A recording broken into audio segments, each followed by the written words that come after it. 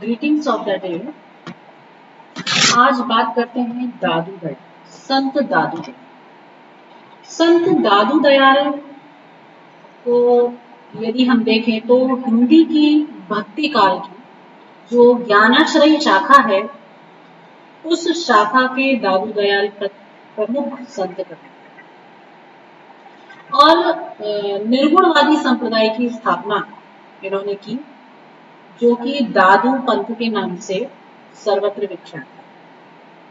और ये अहमदाबाद के एक धुनिया के पुत्र हैं, ऐसा माना जाता है, और मुगल सम्राट शाहजहां के समकालीन हैं।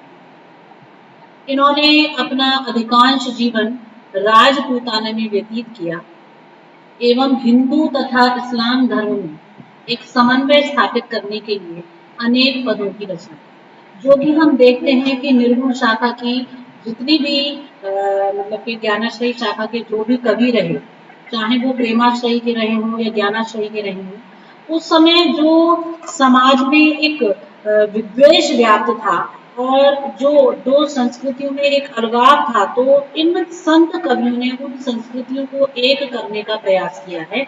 और ये जो भाव है, ये हमें निर्गुण शाखा की जो ज्ञानाश्रयी धारा के मतलब के कवि हैं, तो उसमें सभी में ये हमें प्राप्त होता है। तो दादू ने भी जो हिंदू और मुस्लिम संस्कृतियां हैं, इनमें एक समन्वय स्थापित करने का प्रयास किया है और इनकी जो रचनाएं हैं, उनमें इनके इस प्रयास की अभिव्यक्ति देखने को मिलती है। इनके जो अनुयायी हैं, वो ना तो मूर्ति पूजा करते थे, जैसा कि ज्ञानाश्रयी शाखा के कवियों में हम देखते हैं, ना कोई विशेष प्रकार की वेशभूषा धारण करते थे, वो केवल सिर्फ राम का नाम जपते थे। उनका जो राम है वो परब्रह्म परमात्मा है, जो निराकार है, निर्गुण है। इसी प्रकार से यद्यपि कुछ विचारकों का मानना है कि दादू पंथियों का एक वर्ग जो है वो सेना में भी भर्ती होता रहा है और भारत के अन्य भक्त और संतों की तरह दादू दयाल के जीवन में भी अगर हम बहुत गहनता से अध्ययन करते हैं, तो ये पाते हैं कि एक प्रमाणिक तथ्यात्मक जानकारी का अभाव इनके जीवन में भी हमें मिलता है। इसका कारण शायद ये रहा हो क्योंकि जितने भी अपने एक संत कवि रहे हैं, जिन्हें न किसी प्रकार की माया है, न मोह है, न यश कीर्ति ख्याति का एक लोभ है, तो उन्होंने कभी अपने को उजागर करने का प्रयास ही नहीं किया। उन्होंने जो कुछ भी लिखा, जो कुछ भी बोला, वो उनका विशेष जो एक महत्व रहा है, वो समाज को मतलब कि एक अच्छाई के रास्ते पर ले जाना रहा है, समाज को नई राह दिखाना रहा है, समाज में अच्छी भावनाओं को प्रचारित करना रहा है और जो भी कुरीतियां और विकार समाज में व्याप्त थे, उन सबको समाप्त करना रहा है। तो इस दृष्टि से यदि हम देखते हैं तो दादू दयाल के जीवन के विषय में भी जो किंवदंतियां प्रचलित हैं, जो कल्पनाएं मतलब के चारों ओर दिखाई देती हैं, उन सबका जो अध्ययन करते हैं, उनके साथ और जो कुछ भी एक तथ्य इनके विषय में इतिहास से मिलते हैं, उनके आधार पर जो इनका जीवन परिचय है, उसको यदि देखें तो दादू पेशे से दुनिया थे और बाद में एक धार्मिक उपदेशक बन गए और घुमक्कड़ प्रवृत्ति के रहे, क्योंकि ये जो संत हैं, संतों की जो प्रवृत्ति थी वो घुमक्कड़ प्रवृत्ति थी, एक स्थान से दूसरे स्थान पर जाते रहते थे। कुछ समय तक दादू सांभर व आम्बेर और अंततः इसके बाद नारायणा में रहे, जहां पर इन्होंने अपना देहावसान किया। और ये जो सारे स्थान हैं, ये जयपुर तथा अजमेर यानी कि राजस्थान राज्य के ही आसपास के निकट के स्थान हैं। दादू की वेदों की सत्ता, जातिगत भेदभाव और पूजा, सभी के जो विभेदकारी एक आडंबर हैं, उनको उन्होंने देखा है और इन सबके स्थान पर उन्होंने जप यानी कि जैसा कि कबीरदास जी ने भी नाम स्मरण को महत्व दिया है, गुरु नानक जी ने भी नाम स्मरण को महत्व दिया है, तो इसी प्रकार से दादू ने भी नाम स्मरण को महत्व दिया कि भगवान के नाम का स्मरण कीजिए और उसको अपने अंतर आत्मा में स्थापित करिए। आत्मा को ईश्वर की दुर्लभ मानने जैसे जो मूल भाव हैं उन पर दादू का भी ध्यान केंद्रित रहा है, क्योंकि जितने भी संत कवि हुए हैं उन्होंने परब्रह्म परमात्मा को पुरुष के रूप में देखा और स्वयं जीवात्मा को या आत्मा को एक स्त्री के रूप में देखा, एक नारी के रूप में चित्रित किया है। जैसे कि कबीरदास जी की पंक्तियों में भी आता है कि दुल्हनी गावम मंगलाचार, हम घरी आए हो राजा राम भरता।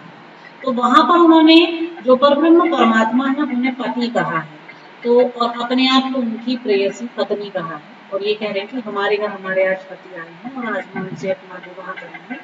तो जो पूरा रूपक उन्होंने बांधा है, कहने का तात्पर्य यही है कि जितने भी संत कवि रहे हैं उन्होंने जो आध्यात्मिक प्रेम की अभिव्यक्ति की है उसमें ईश्वर को पुरुष रूप में और आत्म तत्व को स्त्री रूप में चित्रित किया है, जिसका वर्णन हमें दादू की पंक्तियों में और दादू के पदों में भी प्राप्त होता है। इन्होंने भी इस पर अपना ध्यान केंद्रित किया है। इनके अनुसार ये शाकाहारी और जितने भी इनके अनुयायी थे वो शाकाहार करते थे और मद्य त्याग पर जोर देते थे, क्योंकि सन्यासी थे। दादू पंथ का एक अनिवार्य घटक ये रहा है, सन्यासी थे। और दादू के जो उपदेश हैं वो मुख्य रूप से काव्य सूक्तियों और ईश्वर के भजन के रूप में प्राप्त होते हैं, जिन्हें हम 5000 छंदों के संग्रह में संग्रहित पाते हैं। तो इनकी जो वाणी है उनको बानी कहा जाता है। और अन्य संत कवि जैसे कि नामदेव रहे, रविदास रहे, कबीरदास जी हैं, हरिदास जी हैं, तो उनकी रचनाओं में जो एक थोड़ा बहुत परिवर्तन है, छंद संग्रह, पंचवाणी इसमें शामिल है। तो यह जो ग्रंथ दादू पंथ के धार्मिक ग्रंथों में से एक है, और जो सामान्य जनता है उसका विवरण तो इनके ग्रंथों में एकदम नहीं मिलता, लेकिन संतों के जीवन का प्रमाणित विवरण कहीं पर भी प्राप्त हो पाना बहुत ही दुर्लभ की बात है। तो दादू का जीवन परिचय भी इसलिए नहीं मिलता। फिर भी जो भी तथ्य सामने हैं और जो विचारकों के मत हैं और इनके जीवन परिचय को लेकर के जो भी समीक्षकों ने अपनी समीक्षाएं प्रस्तुत की हैं उसके आधार पर यदि हम देखें तो संत कवि दादू दयाल का जो जन्म है वो फागुन सुदी और बृहस्पतिवार संवत 1601 और ईस्वी कहें तो 1544 ईस्वी में हुआ था और अहमदाबाद में हुआ था। मतलब दादू का जो जन्म है वो भारत के गुजरात के अहमदाबाद शहर में हुआ था। इसी के साथ साथ दादू के जन्म को लेकर, उनके जातिगत संबंध को लेकर जो इतिहासकार हैं वो कहीं पर भी एक मत नहीं दिखाई देते। दादू पंथी लोगों का विचार है कि वह एक छोटे से बालक के रूप में अहमदाबाद के निकट साबरमती नदी में बहते हुए पाए, और इसकी प्रमाणित जानकारी प्राप्त करने के लिए भी कोई साधन एकदम से उपलब्ध नहीं। वही है कि संत कवियों का जो अपना एक जीवन परिचय है, अपना जो व्यक्तित्व है वो उनकी रचनाओं से उभरा है और उनके कृत्य से उभरा है, और जो उनके अनुयायी हैं उससे सामने आया है। लेकिन अपने जन्म और अपने जो स्वयं का जीवन परिचय है उसको लेकर ये एक मतलब के अंधेरे में ही रहा है, पूर्ण रूपेण उस पर प्रकाश नहीं पड़ता। तो इसलिए सबकी अलग अलग किंवदंतियां हैं। फिर भी इतना निश्चित है कि जो दादू के जीवन का एक सबसे बड़ा भाग था वो राजस्थानी में। अकबर कालीन जो प्रसिद्ध इतिहासकार हैं मूसन फनी, वो इन्हें धनिया कहते हैं, विल्सन भी इन्हें दुनिया ही मानते हैं, और तारादत्त गैरोला रज्जक के जो सहयोगी हैं वो एक पद में कहते भी हैं कि धनी मन्य उत्पन्नी देवेंद्रो महामन। तो इन साक्ष्यों को यदि हम देखें तो इनको दुनिया ही कहा गया। स्वामी धरनी ने तेली का कार्य करने वाला कहा है, और साधुकर द्विवेदी ने इन्हें मतलब के अन्य कार्य करते हुए बताया है, मोची कहा है। और बाउलों के एक वंदना काव्य श्रीयद दाऊद बंदी दाद यार नाम के आधार पर इनका वास्तविक नाम दाऊद मानकर ने मुस्लिम भी कहीं कहीं पर स्वीकार किया। तो दादू के पंथ के जो कुछ लोग हैं वो इन्हें लोधी राम नाम के ब्राह्मण का औरस पुत्र मानते हैं और कुछ लोग उनके द्वारा मात्र पालित स्वीकार करते हैं कि उन्होंने इनको पाला। और जीवन लीला पर्ची के अनुसार अहमदाबाद के एक सौदागर लोधी राम शाहनी ने संतों के आशीर्वाद स्वरूप साबरमती नदी में तैरता हुआ प्राप्त किया था, जैसे ऊपर भी कहा।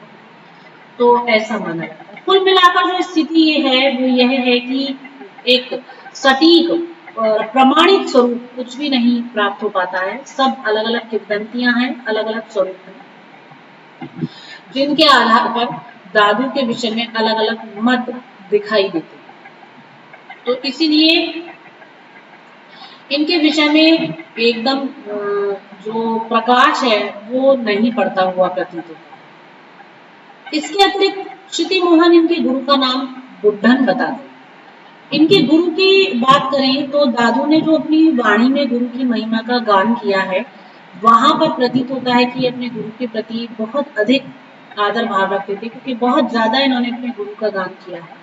लेकिन उनका कहीं पर नाम उन्होंने लिया नहीं है। जिनके प्रभाव मतलब जिनके ज्ञान के प्रभाव से दादू का जो व्यक्तित्व है वो लौकिक बंधनों से टूट गया, कट गया और वो जो है अलौकिक स्वरूप की प्राप्ति कर पाए, तो ऐसे उन गुरु का नाम इन्होंने कहीं पर भी नहीं लिया है।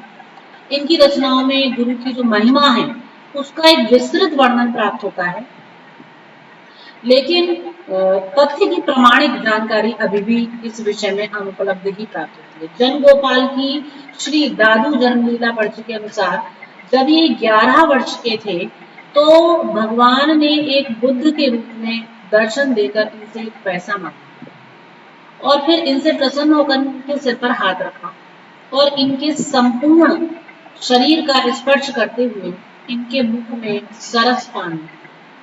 तो दादू पंथियों के अनुसार बुद्धन नामक जो एक अज्ञात संत थे वही इनके गुरु, जिसे क्षिति मोहन ने भी कहा है कि वो इनके गुरु थे। और विल्सन बुद्धन को कबीर की वंश परंपरा में भी स्वीकार करते हुए इन्हें कबीर का ही वंशज कहा गया है। और साधक द्विवेदी ने कबीर के पुत्र कमाल का रीय बताया। तो कुल मिलाकर जन गोपाल के अनुसार बचपन के 11 वर्ष बीत जाने के बाद इन्हें एक बुढ़े के रूप में, वृद्ध के रूप में गुरु के दर्शन, वृद्ध कहा जाना चाहिए, तो उनको बुद्धन नाम से कहा गया है लेकिन एक वृद्ध कहा जाना चाहिए। तो वृद्ध के रूप में इन्हें अपने गुरु के दर्शन हुए। और अगर देखें तो परशुराम चतुर्वेदी सन 1562 के आसपास जो बुद्धन नामधारी किसी ऐतिहासिक व्यक्ति की स्थिति न मानते विल्सन के मत को निराधार स्वीकार करते हैं और दादू पंथी बुद्धन से साक्षात भगवान का अर्थ। तो इनके विषय में जो ये किंवदंतियां प्रचलित हैं, इनके आधार पर उन्हें ही इनका गुरु माना गया।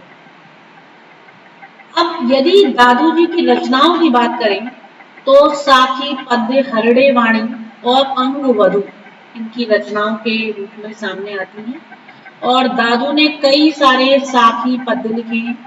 इनकी रचनाओं का संग्रह इनके शिष्यों संतदास और जगन्नदास ने हरड़े वाणी में किया था, जो कि आगे चलकर रज्जक ने इनका संपादन अंग वधु नाम से करा। तो दादू जी की जो कविताएं हैं वो मानो जन सामान्य को ध्यान में रखकर लिखी गई हैं, अतएव सरल एवं सहज स्वरूप इनकी उन समस्त कविताओं में देखने के लिए मिलता है। दादू की रचनाओं में ईश्वर के प्रति, परब्रह्म परमात्मा के प्रति, अपने इष्ट के प्रति, अपने भगवान के प्रति प्रेम और व्याकुलता का भाव परिलक्षित होता है। कबीर की तरह उन्होंने भी निर्गुण निराकार भगवान को वैयक्तिक भावनाओं का विषय बताया। उनकी रचनाओं में हमें इस्लामी साधना के जो शब्द हैं वो भी प्राप्त होते हैं और अन्य भाषाओं के शब्द भी प्राप्त होते हैं। उनकी भाषा पश्चिमी राजधानी से प्रभावित है। अरबी फारसी के भी बहुत सारे शब्द इनकी भाषा में सम्मिलित हैं। लेकिन फिर भी जो अनेक भाषाओं के शब्द इनकी भाषा में सम्मिलित होने के बाद भी जो इनकी भाषा है वो सहज और सुगम है। तो जो दादू दयाल का जीवन है, यदि इसके बाद इनके गृहस्थ जीवन पर देखें तो इन्होंने अपना गृहस्थ जीवन बिताया था। इनके जीवन के जो प्रारंभिक दिन हैं वो मुख्य रूप से अहमदाबाद में व्यतीत हुए। 30 वर्ष की अवस्था में ये सांभर आ गए। 32 वर्ष की अवस्था में इनके पुत्र गरीबदास का जन्म हुआ। इनके दूसरे पुत्र का नाम मिस्कीनंद दास था और कहते हैं कि इनकी 2 पुत्रियां नानाबाई और माताबाई। तो जो जीवन परिचय के संपादक सुखदयाल और दादू वाणी के संपादक मंगलदास हैं वो इन्हें हालांकि इसके विपरीत कहते हैं। वो कहते हैं कि ये गृहस्थ में। इन लोगों का कहना है कि गरीबदास और मिस्कीनदास इनके औरस पुत्र नहीं है बल्कि आशीर्वाद से उत्पन्न है और नानाबाई इनकी माता का नाम। तो दोनों बाई इनकी पुत्रियां नहीं, इनकी शिष्याएं राजकुमारी और श्याम कुमारी। इन लोगों ने किस आधार पर ऐसा कहा है इसकी कोई स्पष्ट प्रमाणिक व्याख्या नहीं है। बस ये है कि कम से कम जीवन परिचय से इन मान्यताओं का समर्थन नहीं है। तो अगर जीवन के अंतिम समय की बात करें तो दादू दयाल की जो मृत्यु है वो ज्येष्ठ वदी अष्टमी शनिवार संवत 1660 में और सन 1603 ईस्वी में हुई। जन्म स्थान के जो इनका जन्म स्थान है उसके संबंध में तो मतभेद की गुंजाइश है, लेकिन ये तय है कि मृत्यु अजमेर के निकट नारायणा नामक गांव में ही हुई थी।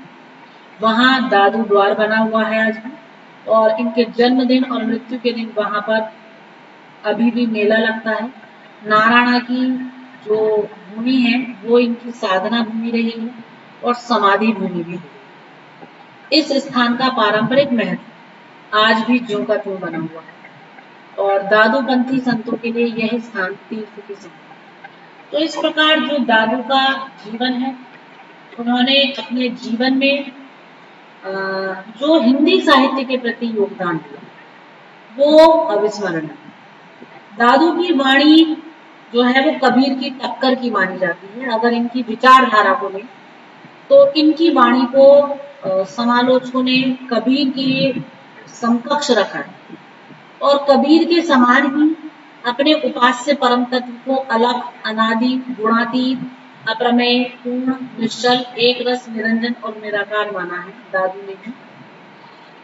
दादू की साधना में भी वैष्णवों की अहिंसा, योगियों की चित्तवृत्ति निरोध, सूफियों की प्रेम साधना और पूर्ववर्ती संतों के जो शब्द योग हैं उन सबका एक समन्वित उत्कर्ष परिलक्षित होता है, वो देखा जा सकता है।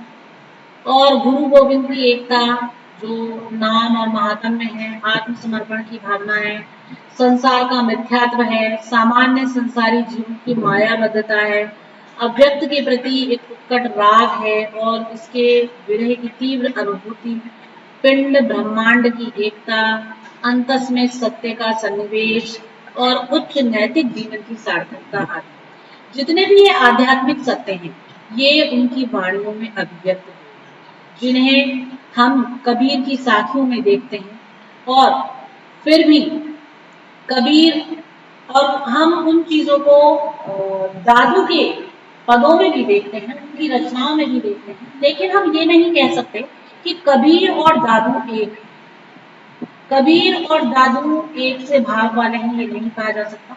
लेकिन दादू के जो रचनाएं हैं उनकी जो विशेषताएं हैं वो बहुत कुछ कबीर की वाणी से मिलती है और इसी के साथ साथ जो उनमें प्रभाव है वो बिल्कुल वैसा ही है जैसा कि कबीर दास जी की साखियों में, उनके शब्द में उनकी रंगीनी है और ईश्वर के स्वरूप को उन्होंने भी उसी रूप में देखा है जैसा कि कबीर दास जी ने अनुभव किया था।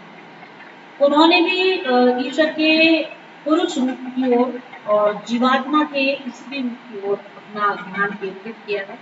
तो कुल मिलाकर ये कह सकते हैं कि दादू जो हमारी निर्गुण काव्य धारा की ज्ञानाश्रयी शाखा है, उसके एक समस्त प्रवृत्तियों को अपने काव्य में उतारने वाले एक सफल कवि और एक सच्चे संत।